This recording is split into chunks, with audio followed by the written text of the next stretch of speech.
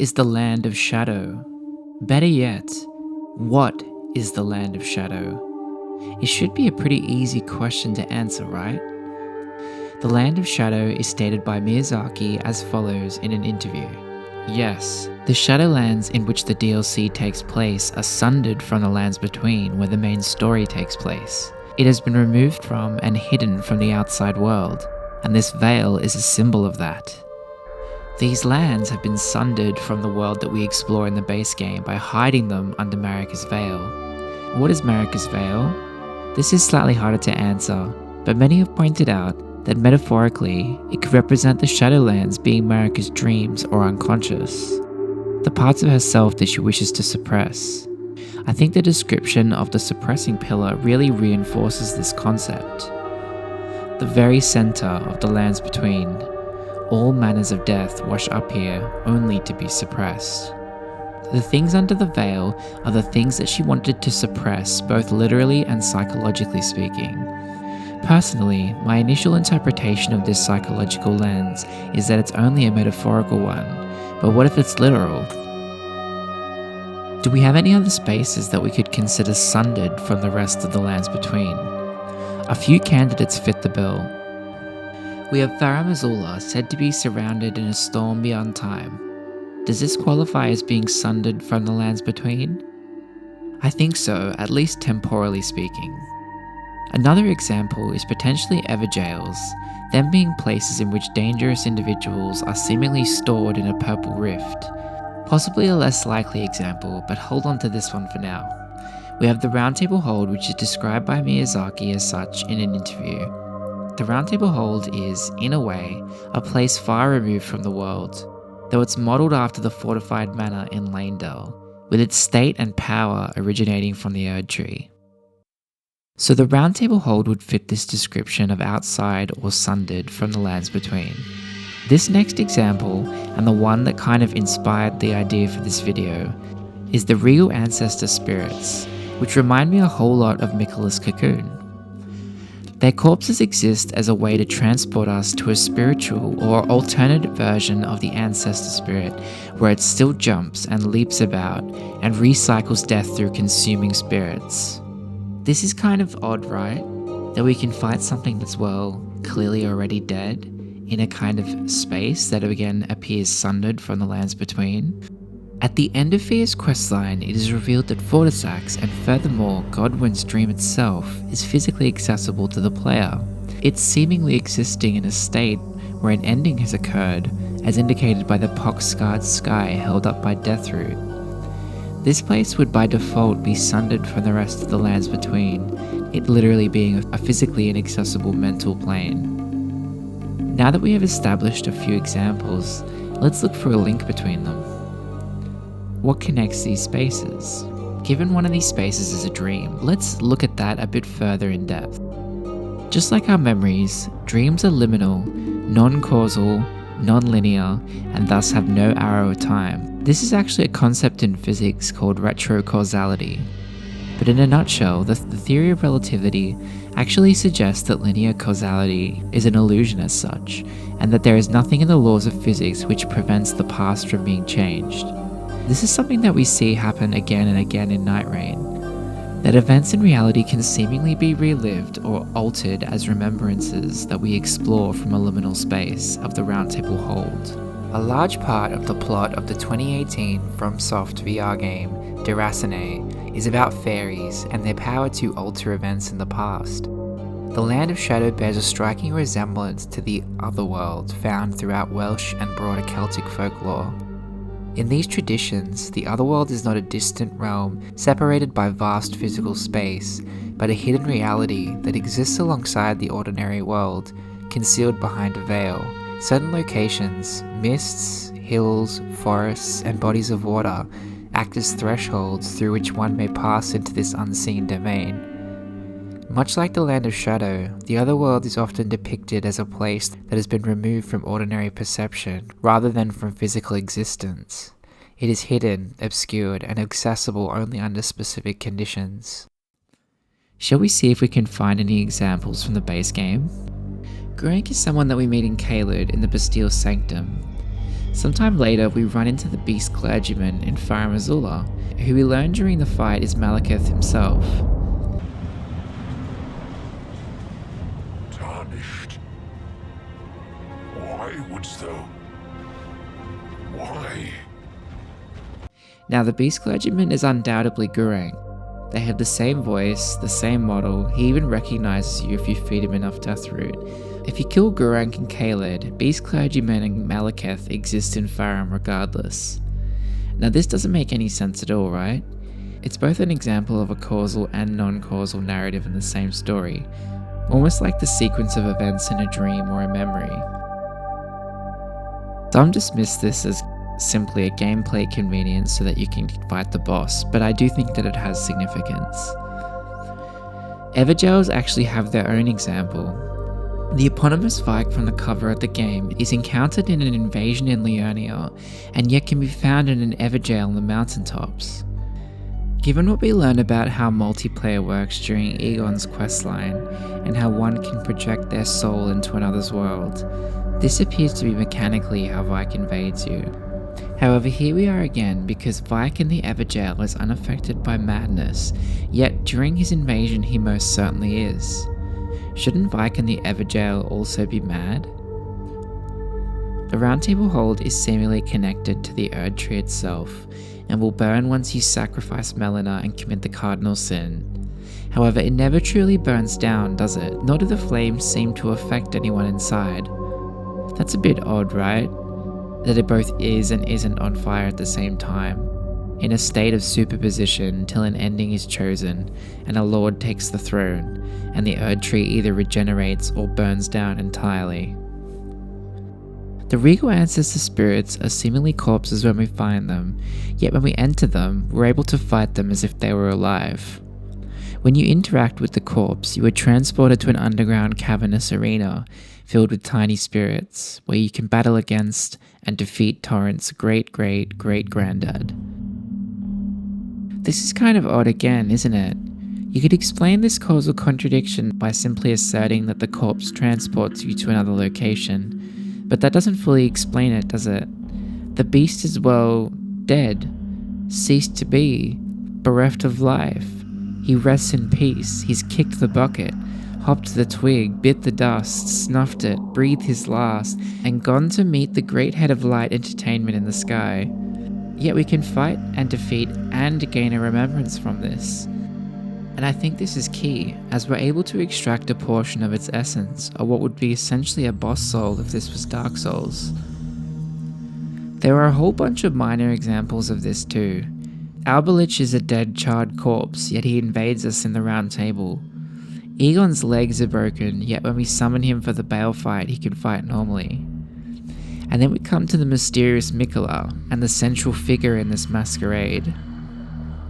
Trapped in a silkworm-like cocoon and held aloft in reverence on a pelvis, Miquellas is in a causally contradictory state, which immediately becomes apparent once we arrive in the Shadowlands by interacting with his withered arm. The question almost screams at you once you first discover his cross. If we enter the Land of Shadow through Miquellas' seemingly matured, non-childlike corpse to get here, how is Miquellas also here, in the realm of Shadow as well? And how is he giving up parts of his body? Didn't we enter through his body? Was the corpse in the cocoon actually Miquellas? Was it someone else? The player is abruptly thrown into the world, and with no fanfare, no cinematic, we're kind of just here. And oh my god, this is the most beautiful game I've ever seen, and then bang, it's gone. The causal contradiction that is Miquellas' contradictory state gets washed away by the incredible art direction of the Land of Shadow. Upon reflecting on these concepts, I came to a sort of understanding that I feel has clarified something for me. What if these spaces that we are entering are the characters' inner worlds and dreams? What if the whole story of Elden Ring is occurring in the mental plane of the greater will, and this is explored through the mental spaces of characters? The whole game does have a sort of ethereal, dreamlike quality, which in a way explains a lot of the causal contradictions present in the game. These aren't contradictions, they're a reflection of the shattered world and the mind of its god, both Marika and the Greater Will itself. What is the Elden Ring? This is a somewhat complicated question, but in short, let us call it a totem of truth, in that its configuration represents the truth of the order that defines reality, represented as a totem or symbol. What reflects the truth of our inner worlds? Well, it depends on who you ask, but one could make the argument that your inner world defines your experience just as much as external factors, if not more so.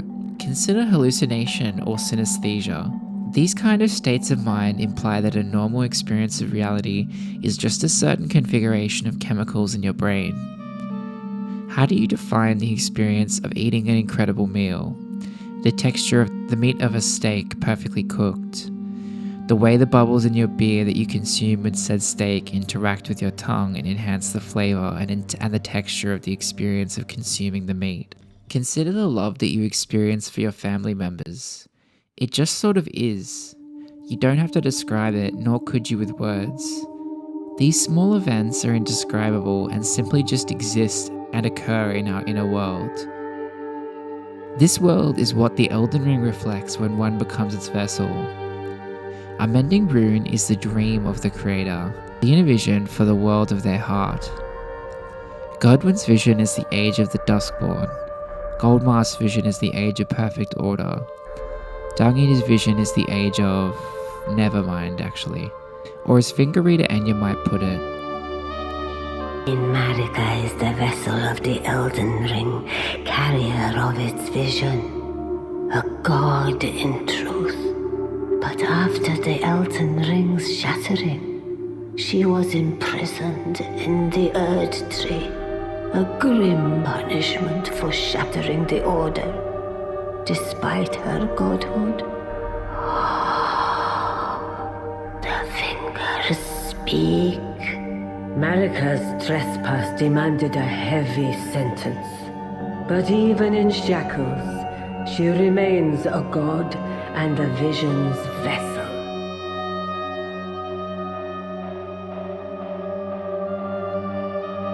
The addition of Nightreign to the Soulsborne catalogue presents an interesting thematic connection to everything we have discussed up till now, and I believe the central premise of Nightreign is that of a 15th century poem called The Dark Night of the Soul. In this poem, St. John of the Cross employs the metaphor of the night to describe divine purification of the soul. The night consists of three key aspects. The point of departure. The soul is stripped of attachment to finite things, which feels like a night for the senses. This concept is very present in Nightreign, obviously in the literal departure into the night in the cutscene that we always try to skip but someone inevitably doesn't, but also how the forays into the night seem to erode our characters' memories, and the days blur together like our senses are clouded. It reminds me of an experiment by a French scientist, Miquellas, who ventured into a cave to experiment on the nature of our perception of time. After 63 days underground, Siffre lost 2 weeks of time as his body began to free run, sliding in time, sleeping at progressively later and later hours, and eventually losing entire days. The cave was integral to Siffre's approach.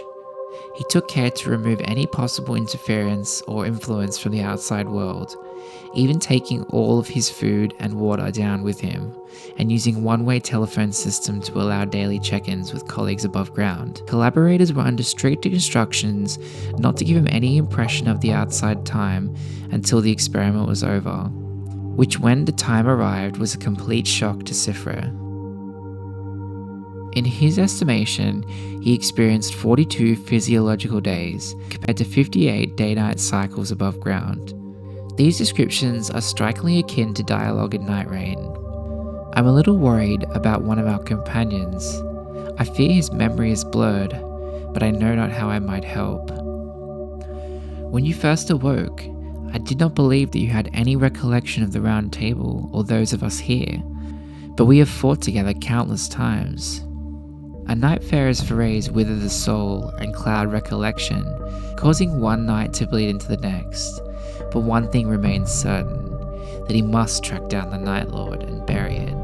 There was no other choice. Within your memories is a hole of not inconsequential size. It seems that the night is using this toehold to take root. The second part of St. John's Dark Night of the Soul is the means. The journey is guided by the dark light of faith, described as a ray of darkness which transcends human understanding and operates as a night to human reasoning. To me, this could be a few things. My first suggestion would be Duchess and the Round Table itself. Rada has this dialogue with Duchess. How about we take to the seas together? You remind me of Weather Vane.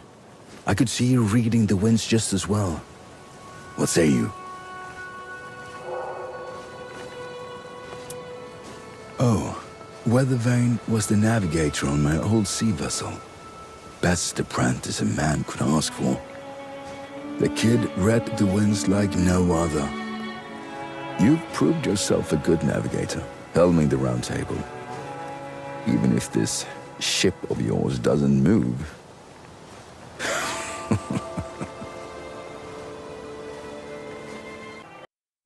In this case, we could say that the means is the Round Table, and the journey is guided by the Duchess/Priestess. The reins themselves also act in such a capacity, drawing the Nightfarers closer to their goal of battling the Night Lord. Part 3 of the Dark Night of the Soul is the point of arrival. God, who is infinite light, is perceived as darkness because he utterly surpasses the soul's capacity for comprehension, St. John writes. The more clear and self-evident divine things are, the more obscure and hidden they are to the soul naturally. Drawing on the analogy of a sun blinding an owl, he explains, when the divine light of contemplation shines on the soul, it causes spiritual darkness, because it not only surpasses its strength, but because it obscures it and deprives it of natural perception. This reminds me of the infinite variations of the shadow of the Night Lord in the background marching towards the lands between. You could go further and suggest the spectral hawk we ride to the lands between takes us towards this infinite light and is obscured into a fractal variation of shadows of the Night Lord. Each trace of the night is a beacon that reveals a larger truth. Defeat the Night Lords as you did the beast to claim 4 traces of night. Only then will light reveal what lies beyond. Upon arrival, the night must be endured to purify the soul. Until a soul is placed by God in the passive purgation of the dark night, which we shall take soon explain, it cannot purify itself completely from these imperfections. God must take over and purge him in the fire that is dark for him.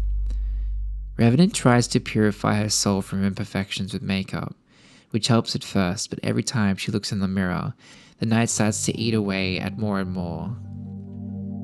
I look into the mirror, the night eats away more and more. Pitiful. She was my darling baby, carved by my grandfather. I called her by a name, but I don't know if I'll ever recall it now. Instead, I stroke her face. I must find a way to purge my body of the night that is nesting within. In that case, I believe the priestess.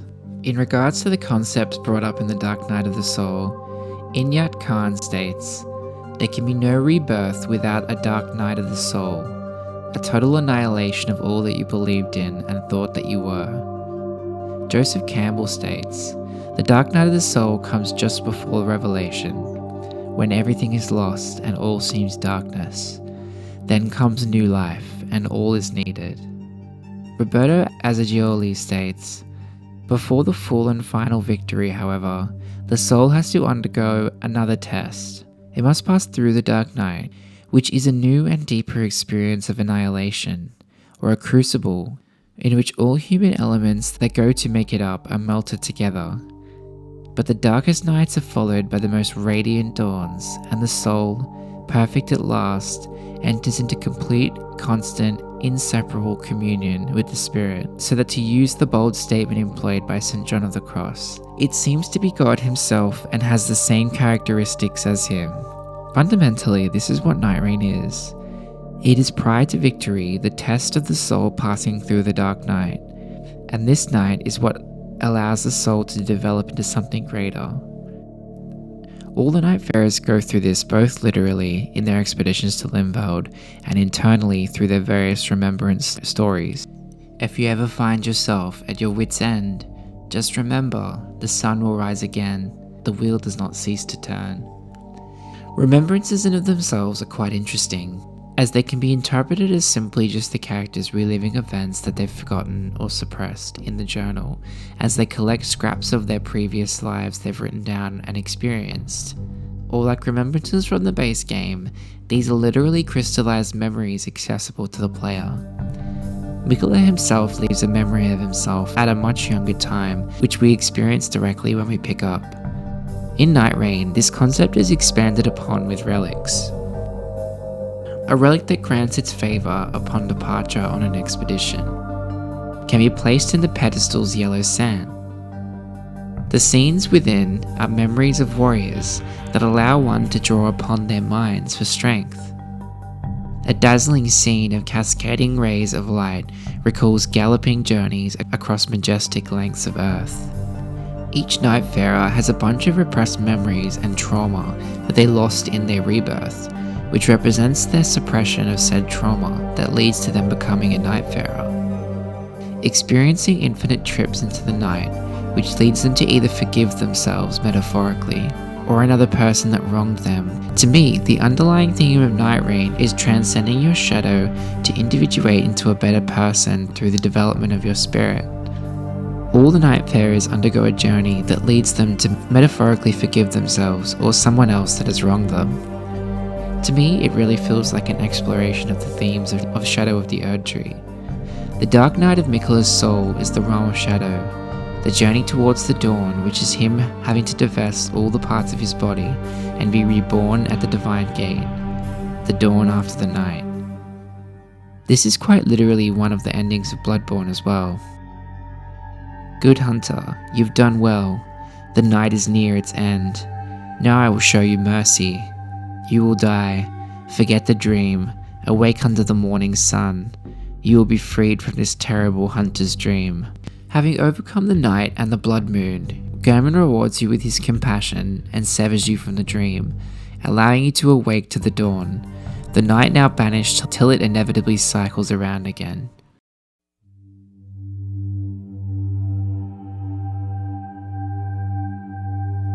There is a huge theme in Miyazaki's work, and that is dualities are often built on false pretenses. All the way back in Demon Souls, the dichotomy between gods and demons is presented as a false duality between black and white, faith and intellect.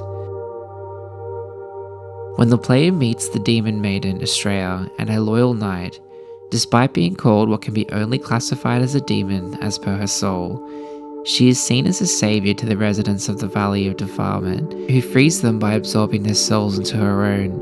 Clearly not taking the appearance of a typical demon, it is later revealed that when Faith uses as seeking the power of God, they are actually utilizing the power of the Old One, from which soul arts comes as well. The Talisman of the Beast explicitly states as such. An old wooden amulet featuring a symbolic depiction of the Old One can be used to cast both miracles and magic. What was considered a depiction of God was in fact an image of the Old One portrayed as a force of feral chaos. This theme is again reflected in Elden Ring in the revelation that the laws that define order require both intellect and faith to understand. Order defines the relationship between everything, including mathematical principles which define the path of celestial objects that the Carians worship and study. We see this concept reflected in Rogier's dialogue with the Tarnished. The art you've learned is of the Glintstone family. They were conceived at the Great Academy of Rea Lucaria, to the north of this castle. In the past, they obeyed laws which contravened the Golden Order, or so I'm told. Fascinating, isn't it? That the Golden Order was pliable enough to absorb practices that contradicted itself in the past. With the Order broken, twisted, and in need of repair, such adaptability is more important now than ever. Further backed up by the Church of Vows and Muriel's dialogue, where it is not heresy to create the sorcerous arts that Rogier described, and the concept of heresy is not a natural thing, which is why he can teach you sorcery as well as incantations. The order of the Erd Tree and the fate of the moon were conjoined, and all wounds of war forgiven. In the Elden Ring DLC, we encounter Meta, a moon and stars, night and nox coded version of the Elden Beast. From its remembrance, we are able to create the Staff of the Great Beyond. Staff fashioned from the tail fingers of Meta, the mother of fingers, and the microcosm raised aloft over the crux they form. Catalyst for casting both sorceries and incantations. The mother receives signs from the greater will from beyond the microcosm. Despite being broken and abandoned, she kept waiting for another message to come. It seems to me the implication here is heavily hinting at the fact that intellect, and thus the moon, is also an aspect of the greater will, in addition to the Erd Tree and faith. Worship of the moon is worship of the greater will. Worship of the Erd Tree is worship of the greater will. Ymir seems to indicate as such, commenting on the fact that the moon is just the closest of many celestial bodies, all of which should be worshipped as they are fragments of the greater will, and are as much his children as are we all. We know soul stuff was jettisoned into the microcosm when the primeval current occurred. This soul stuff condenses under the rules of the physical world, namely gravity, into a vast network of stars. These are the seeds of life and matter, the great cluster of endless crucibles. All things great and small come from these churning alchemical furnaces. The reason Goldmask famously T-poses is because it is inner order and outer order in balance. The Golden Order is based on the principles of mathematics, causality and regression. Sorcery and academics are based on the principles of mathematics, causality and regression. Tracking the path of stars with instruments and also worshipping them as objects of faith. The micro is in the macro, intellect is faith, both are paths to divinity. The additional context we get from the DLC about microcosms and macrocosms being so significant further cements this conception. Both are paths to the development of the spirit. Balance between the two is fundamental to true order. Blind faith is bad, and so is blind solipsism, and allowing the ego to run rampant, or the fly in the ointment as Goldmask would like to say. This recurring idea in the game of the macro reflected in the micro is summed up by another famous adage, as above, so below. We as a community search the world of Elden Ring for the grand meaning, lore, and cosmic truth, but we should also remember to consider the inner reality of a character and how they come to the decisions that they make. Let us explore a bit further the origins of this phrase, as above and so below. With the introduction of the magnificent creature that is Noster in Nightreign, we actually get a direct reference to Gnosticism. As someone fascinated with Gnosticism, I was very excited, especially when its new third phase was added, and the third entity is referred to as Animus. I was really reaffirmed in my thoughts on this subject. Other than the names being a completely on-the-nose reference to Gnosticism and Jungian individuation and psychology, the third phase makes it clear that Noster is the mind, Fortis is the body, and Animus the soul. Or as an alchemist might put it, mercury, salt, and sulfur.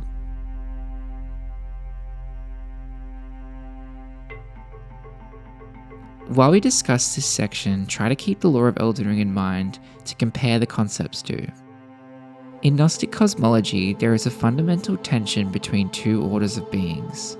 The aeons, which emerge harmoniously from the divine source, and the archons, which rule over the material world. At first glance, they might appear similar. Both are cosmic powers, both govern realms of existence, but their essence and origin are radically different, and crucially, archons are just not inferior copies, they are mimics, counterfeits of the divine, which seems to be reflected in the idea of mimics in Elden Ring, and especially the Katasimi questline where a silver tear through experiencing things inside of you learns to make a copy of you. Many Gnostic systems, especially those of the Syrian or Egyptian, teach that the universe began with an original unknowable god referred to as the parent, Bythos, or monad. From this primordial source, a series of emanations or aeons emerged. These aeons, which appear in male-female pairs called syzygies, collectively form the pleroma, or the fullness of the divine. This concept emphasizes that aeons are not separate from the divine, but are symbolic representations of its attributes, and to me they can be seen akin to the archetypes the outer gods represent, like the concept of death as opposed to the outer god of death, or the concept of rot as opposed to the outer god of rot. The transition from immaterial to material is brought about by a flaw, or a passion, or a sin in one of the aeons. And in most versions of the Gnostic mythos, it is Sophia who brings about this instability in the pleroma, in turn bringing the creation of materiality. According to some Gnostic texts, the crisis occurs as a result of Sophia trying to emanate without her syzygy, and in another tradition because she tries to breach the barrier between herself and the unknowable Bythos.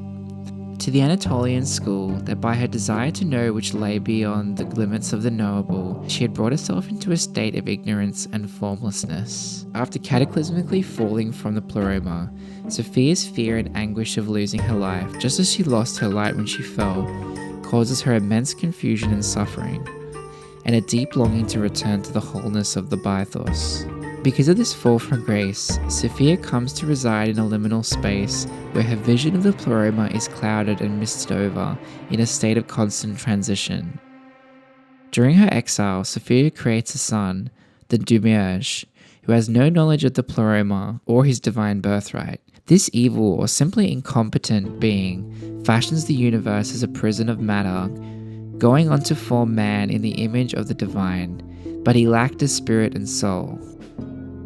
Sophia lamented at the state of things, singing 13 hymns, and calls out for guidance, to which Christ responds heroically, descends from the pleroma, and reminds her of her divine origins. And Sophia infuses man with the rest of her light, creating the divine spark that is the soul within us all.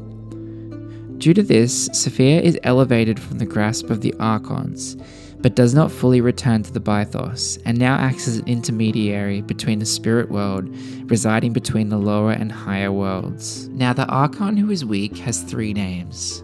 The first is Yaldabaoth, the second is Salcus, the third is Samael, and he is impious in his arrogance which is in him. For he said, I am God, and there is no other God beside me, for he is ignorant of his strength and the place from which he has come. The sad boy Demiurge creates pale reflections of the aeons in order to keep souls in the lower realm asleep to the true nature of their divinity and the potential path of return to the wholeness.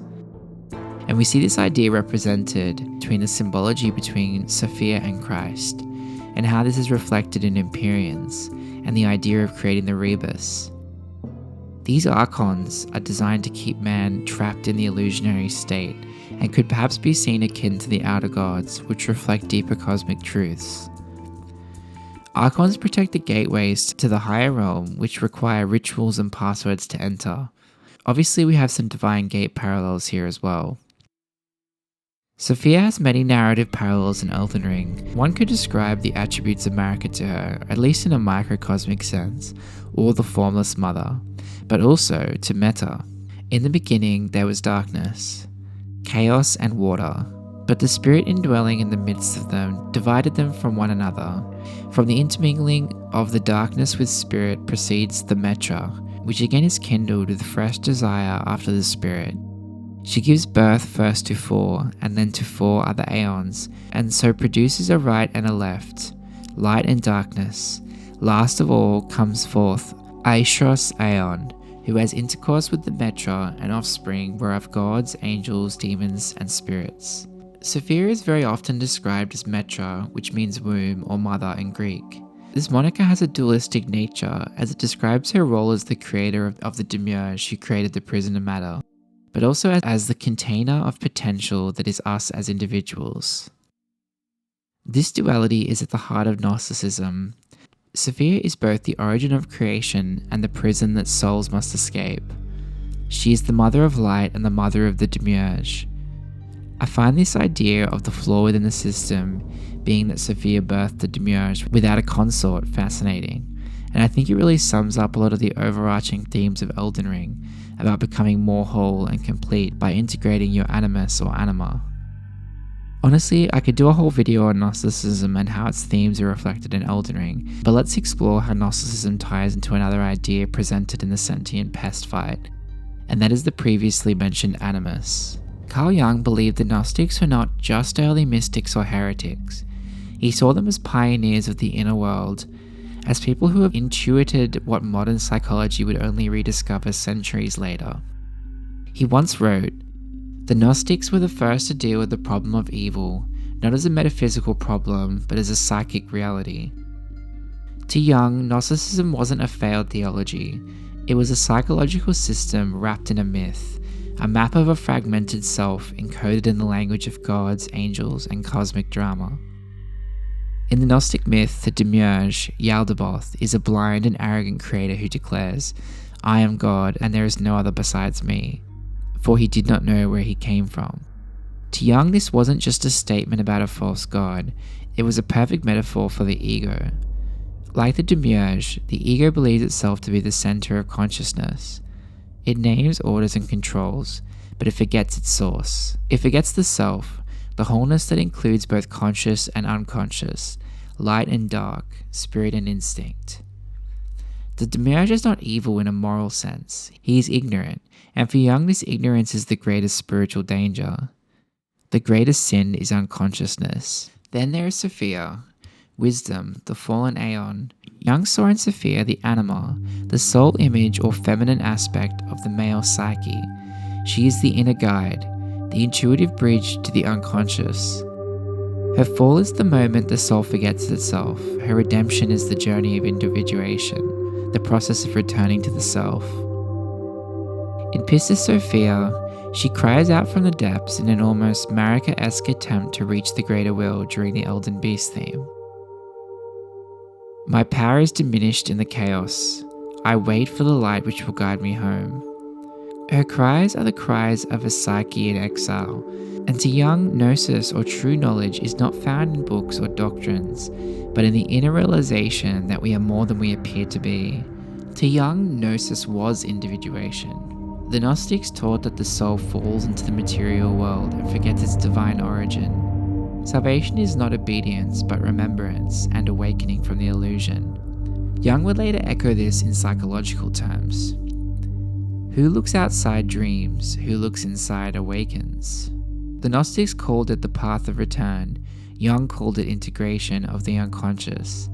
But the shape is still the same. The soul is broken and healing means reunion with what has been lost, shadow, self, and spirit. In Jung's 7 Sermons of the Dead, written in a visionary state in 1916, he writes, "The pleroma is both light and darkness, the infinite source of opposites. A reflection of the unconscious mind trying to understand itself in a world that had no language for it yet." He saw myth not as delusion, but as a psychic reality. The Gnostic symbols are not the inventions of madmen, they are the images that spring forth from the collective unconscious. Your vision will become clear only when you look into your own heart.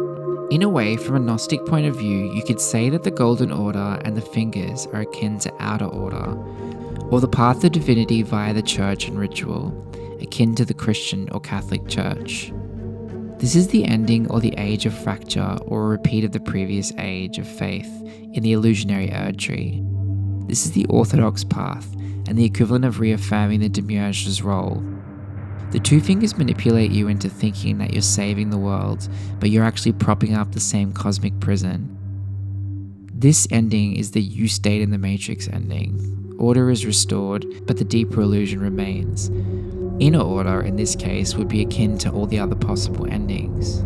All of this ties into the alchemical concepts that have been covered voraciously by the community. When Gnosticism is akin to a mythic psychology, if you will, the alchemical lens is more of a spiritual and personal relationship to these symbols. The imagery of the moth transforming into a better version of itself through a cocoon aligns very well with the integration theme of Jungian psychology.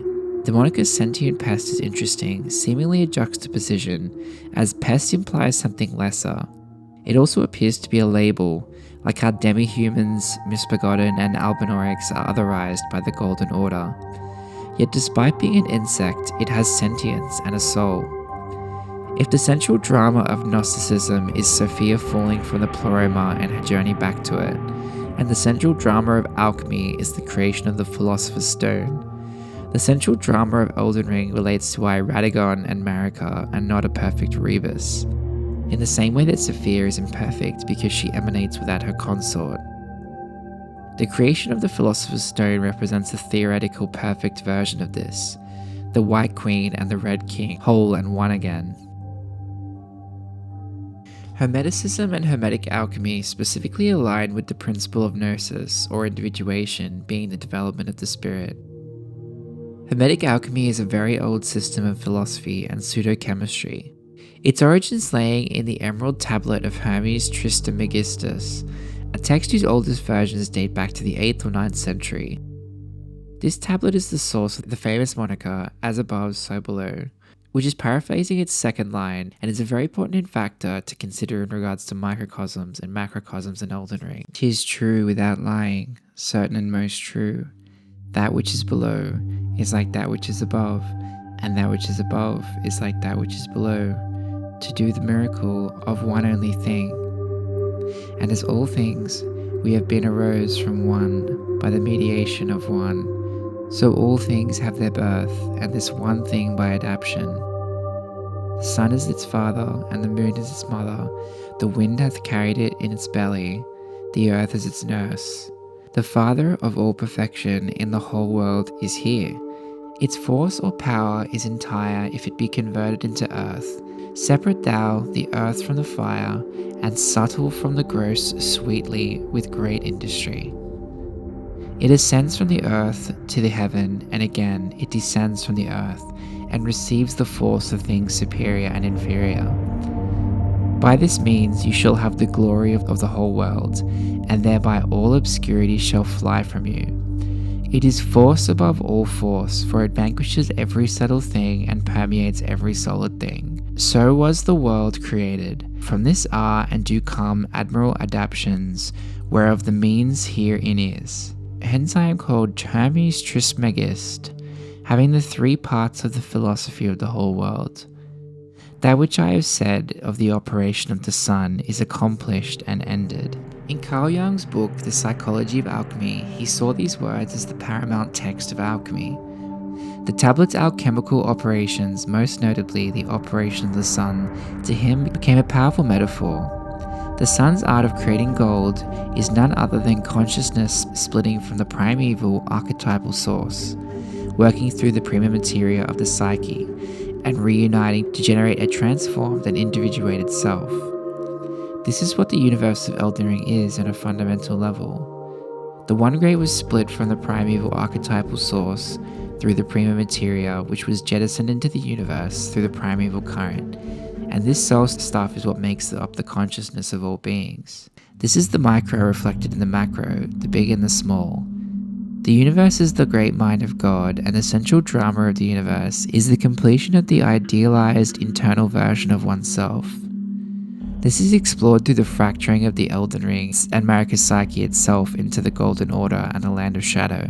In the 1908 text called the Kybalion, William Atkinson says the following: "The ultimatic axiom, as above, so below, may be pressed into service at this point. Let us endeavour to get a glimpse of the workings on higher planes by examining those on our own. The principle of correspondence must apply to this as well as to other problems. Let us see. On his own plane of being, how does man create? Well, first, he may create by making something out of outside materials. But this will not do, for there is no materials outside of the all from which one may create. Well then, secondly, man procreates or reproduces his kind. But this process of begetting, which is self-multiplication accomplished by transferring a portion of his substance to his offspring, but this will not do because the all cannot transfer or subtract a portion of itself, nor can it reproduce or multiply itself in the first place, for then there would be a taking away, and in the second case a multiplication or addition to the all, both thoughts being an absurdity. Is there no third way in which a man can create? Yes, there is. He creates mentally, and in doing so he uses no outside materials, nor does he reproduce himself, and yet spirit pervades his mental creation. Following the principle of correspondence, we are justified in considering that the All creates the universe mentally in a manner akin to the process whereby man creates mental images. In the Eternal Champion series by Michael Moorcock, something Miyazaki has directly cited as an inspiration, dreams are simultaneously physical and non-physical, but some humans can use their dreams to turn great swaths of chaotic matter into new lands, worlds, and even universes. The archetype of the Eternal Champion, the man with 1,000 faces, is one deeply connected to the main character of each of the Souls games. The Eternal Champions, as they start to gain an understanding of what they are, become aware that even if they should fail, even if they should seek to escape their place in the cosmos, that they will inevitably rise again in some other place and some other time. This almost always ties into the mechanic of how resurrection and checkpoints work in the Souls games. The goal of the Eternal Champion is always to fight for balance, even if it means fighting for chaos in one incarnation or law in another. The Eternal Champion being the one who ultimately decides how the multiverse is reformed during the great conjunction of the spheres. The Tarnished is the Eternal Champion, the anomaly in the system. The linchpin, the fundamental inevitability which is always there at the end, because he has always existed and will always exist. The cosmic balance in Moorcock is represented by a giant scale held by a hand. This hand is referred to as the cosmic hand, and it is the most powerful thing in creation. It is the force behind the strength of the Eternal Champion, it being the cosmic hand's avatar. In the same way, people have pointed to the metaphor in Elden Ring of the fingers alluding to us playing the game and driving the Tarnished player. In this respect, the ending of Elden Ring is a reflection of our own dreams and desires, at least in so much so as that we get to choose which ending occurs. Now ultimately most, if not all, of the choice in the endings of the Souls games fundamentally don't matter. Choose to walk away from the cycle in DS2? Sorry, DS3 still happened. The world as we leave it before we restart the cycle and inevitably go into New Game Plus reflects the dream for the world that we most resonated with, and thus we become the creator. As above and so below, become the dreamer which understands the dream and how it is creation in the vision of God. With the addition of the balances in the DLC, this theme of order and chaos is even more strictly pointed at. 7 Valkyries clad in white armor. These servants of the heavens restore the balance of the world by wielding heroic weapons that purify chaos. But even heroines must one day sleep, so why not retire early to the annals of history? The Valkyries appear to be a reference to and literally are shaman, and also seem to have the properties of them in their ability to conjoin with things. A tiny farming village was besieged by bandits who proceed to ravage both plots and people. A young village girl, seeking help, dashed into the forest where she prayed to the statue of a protective deity that held a weapon raised overhead. By the end, the village was steeped in red and settled in silence. The village girl, drenched in blood, stood with a vacant stare and a heroic weapon in her grip. During the Everdark version of their fight, they disappear and turn into a huge pool of blood. From this blood, a spiral light erupts. Then it appears. Screaming and drenched in blood, Miranda, Harmonia, has become a divine being after performing communion with all 7 Valkyries. Why do I say communion? Because this is the Scholar's ultimate, which threads enemies and allies together, which is a reference to fates being threaded together in a giant alchemical ritual that is basically the intention of what the jar ritual is. You'll even notice that the story of Harmonia is reflected in the Bonnie village and Dialos protecting the jars from the poachers. Something I mentioned before is that the flowers in the shaman village are meant to signify the balance of nature as a reflection to the industrial revolution that is the horn scent and their understanding of processing and refining the matter of the spirit. Instead of flowers of only one color existing, like we see in so many areas, seemingly competing for relevance based on the amount of whatever medium of an outer god is being used to manifest. The duality between crimson and cerulean, between ice and fire, between night and day, is something Nightreign heavily explores. This theme of the split between these, in fact, when we get to the Augur event in Nightreign, we get a buff called Unifying Fate, which links our red and blue flasks together, implying something split their fate up in the first place. And if Noster is an allegory for Miquella, the buff you get being Integration of Intellect, which is represented in their Everdark fight, Noster being blue to the red of its animus, which becomes one again, seemingly through integration, thus actually further clarifying that red and blue weren't intentionally split, and it was more that they were integrated at one stage, fractured into complexes or offshoots, or alchemical ingredients if you will. In Dark Souls, the reason that the Dark Soul is so feared by Gwyn is that when he separates and gives his soul to his comrades, think Marika giving sap to her people, his Lord Soul diminishes. The Age of Fire and Marika's supposed eternal age. But when the Dark Soul is split compared to Gwyn's Light Soul, it creates entirely new separate entities.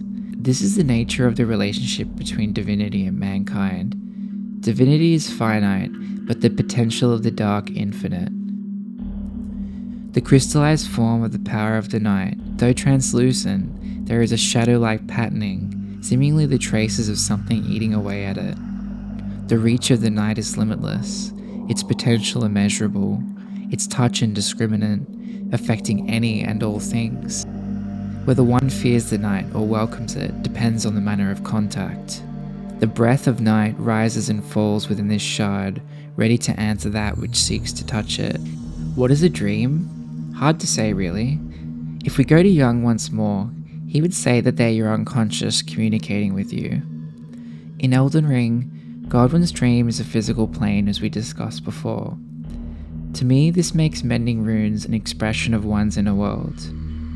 If dreams are your subconscious communicating with your conscious self, these mending runes are your subconscious desire projected onto the outer world. I believe this is fundamentally what the Elden Ring does. When Marika shattered the Elden Ring, she shattered her very self, and the landscape of the world reflects this nature. I believe the only way to complete a mending rune is to achieve the inner path of return. By achieving a sort of enlightenment, allows you to project your dream into a physical object that can restore the Elden Ring. The reason all the mending runes appear like the sun in some fashion is because, as the Emerald Tablet says, alchemy is the operation of the sun, and by seeking your sun, as Soler tells us, all the way back in Dark Souls 1, is the development of the spirit. Dreams are explored in a very similar way to this in Bloodborne, the hub world being a physical location that is simultaneously a dream, the hunter's dream, and the nightmare is a place the player can go to when accessed by the pulsing brain of Mensis. The point is, the exploration of liminal spaces as physical locations is a precedent which already exists. I also think the concept of Carol runes and how they're etched onto a hunter's mind plays into how runes work in Elden Ring. I want to quickly note here the concept of painted worlds in Dark Souls and how they reflect the themes of this video immensely. A painting is quite literally your inner world projected outwards, and the metaphor for painting being how worlds are created is similar to how I believe the Elden Ring functions, in that it paints the world as a reflection of your heart. If a painting was a world one could physically step into, it would be akin to walking into someone else's dream. The lady that paints the new world with the Dark Soul will name this world after your player character if you tell her your name, implying that the world is your player character's inner world in a sense. Dark Souls' 2 opening cinematic is widely regarded as difficult to follow, but I believe that the player character is somehow travelling into the collective dream of all undead through the dark side. Like the whole game is a journey inside of you which reflects the more personal themes of that game.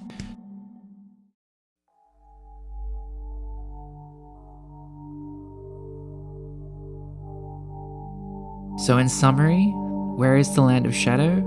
Well, I believe it's essentially Miquella's inner world, in the same way that the deathbed dream is Godwin's, except Miquella had to die to get there himself, like everyone else does. It makes sense, right? That he would have the curse of eternal youth to correspond with the realm of eternal death sealed within him. This sounds weird, doesn't it? Most would dismiss this as baseless speculation, but let us consider this from the perspective of inherited trauma. Isn't it kind of poetic that we get to explore Marika's dream inside of Miquella's inner world? I've focused a lot on Jung and psychology in this video, some would say to my detriment, but here's one last archetype of Jung's to consider, and that is the divine child. This radiant being is the result of the great work, the final stage of the alchemical opus. It is born from the union of opposites, sun and moon, king and queen, spirit and matter. But before that, there is only darkness, the long night of the soul, the blackening. The ego must dissolve and the soul must be broken. Only then can the golden child arise. The child is the symbol of the future, the wholeness which lies ahead. One of the aspects of the archetype of the inner child is the dichotomy between the wonder child and the wounded child. A child has an internal world largely unaffected by the outer one, or at least less than someone older and more indoctrinated into the culture than them. In this context, we could consider Miquellas' outer world, or his wonder child, his corpse in the cocoon, and the wounded inner child, Miquella, in the land of shadow. The young shoot, heavy with Empyrean blood, said to burgeon from where golden blood of Miquella, the wounded Empyrean, pulled. Miquella's pilgrimage to the land of shadow is his inner wounded child attempting to embrace the whole of it, and accept the things that Marika could only suppress. In Bloodborne, the Nightmare Frontier is a place where dream and reality overlap entirely. The scholars of the school of Mensis died, and Miquellas's consciousness ends up in the nightmare as its host. We enter the nightmare by interacting with Miquellas's corpse, and we arrive in his dream. In Dark Souls 2, you gain the Ashen Mist Heart from the Ancient Dragon, which allows you to traverse the memories of the dead and withered giants that are transmorphing into trees. What if the Land of Shadow is like this for Miquella? Given Marika, through her ascension and attempted individuation, has seemingly resulted in being more fractured than before, and in my opinion is not a perfect rebus, but still a rebus nonetheless. Isn't it a rather resonant narrative and symbolic motif that Miquella tries so hard to transcend the foundations of madness that is the divine order that he was born to inherit?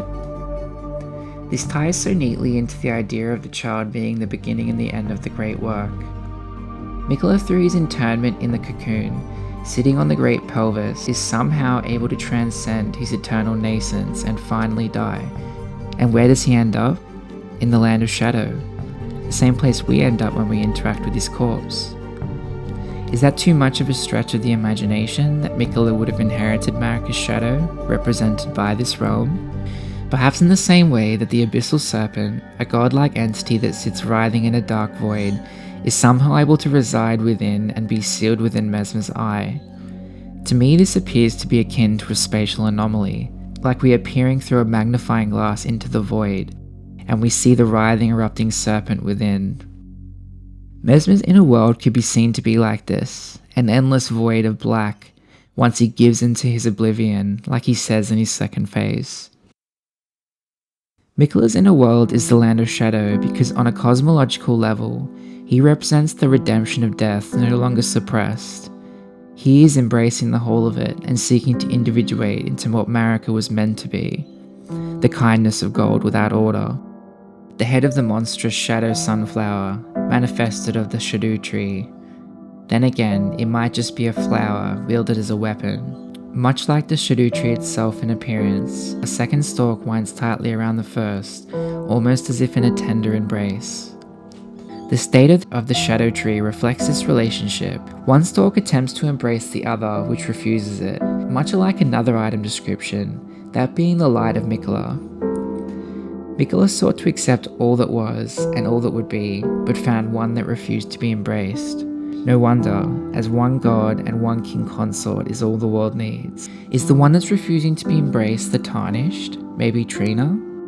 What if it's Marika, refusing the embrace of her inner child? Or in general, just the love that she should show her shadow, as we learn in Nightreign? Whether one fears the night or welcomes it depends on the manner of contact. What does this mean? Well, to me, life often feels like a dream.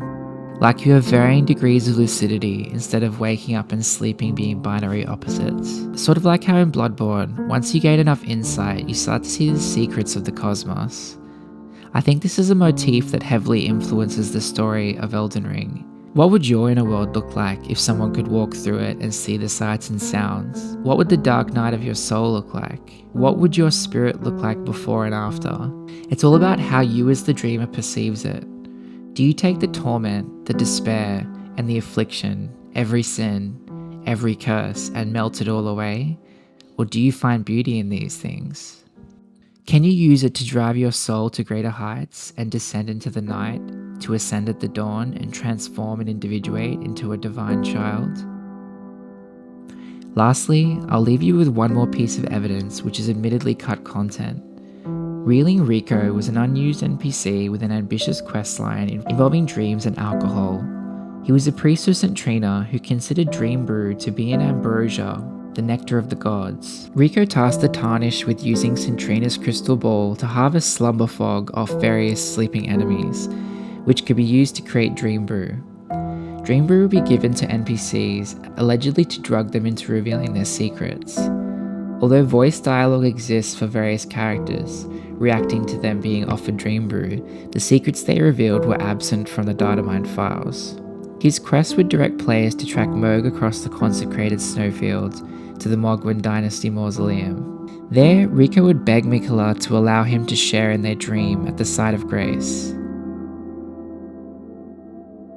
Finally, I have it. St. Trina, no Lord Miquellas' cadaver. I have partaken of untold secrets, such that I might aid you, O Lord.